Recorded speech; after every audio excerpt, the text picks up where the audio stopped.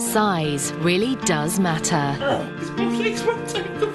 when there's a lot to lose. Meet Britain's fattest man who consumed 10,000 calories a day to reach almost 1,000 pounds in weight. Greetings everybody, my name is Sam and you guys are watching I.O. So meet Keith Martin. He is the star of a UK documentary which is about to air later this week, and it follows him on his journey as he tries to lose weight in order to receive life-saving surgery. Now at his heaviest, Keith weighed in at 70 stone, which is a whopping 980 pounds. His BMI was categorized as mega obese at 155. To put that into perspective, a healthy BMI range is between 18.5 and 24.9. His was at 155. As you can imagine, he was bedbound for 2 years, didn't leave his house for 10.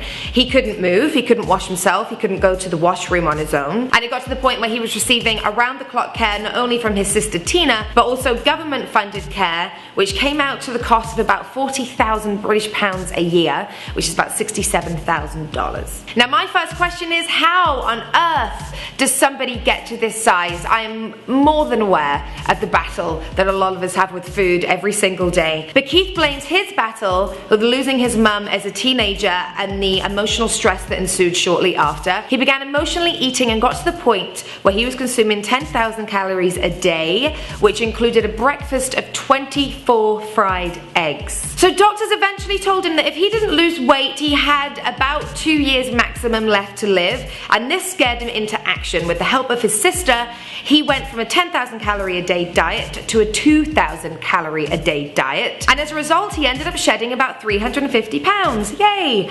However, doctors said this wasn't enough, that because of his immobility he was never going to be able to get down to a healthy weight through diet, so he was going to have surgery. But yet another obstacle for Keith: doctors would not perform surgery unless he could stand up, because the health risk was just too big. There was risk of a heart attack, risk of a stroke, so he needed to be able to stand on his own 2 feet to have surgery. But even that wasn't possible through weight loss, because his muscles had deteriorated so much to about 50% of what they should be that his legs were not able to hold his weight. But doctors didn't want to give up on him, so they agreed to hospitalize him, put him on a 1,000 calorie a day diet of just milk so that his liver was able to shrink. And he has finally been given the go ahead for surgery, but there still are many health risks, and they're not sure that he's even going to survive the surgery. So the controversy is, this has cost the British taxpayers a lot of money for his care over the years, for this surgery that he's going to have. He doesn't need just 1 bed but 2, so the costs are just multiplied and multiplied,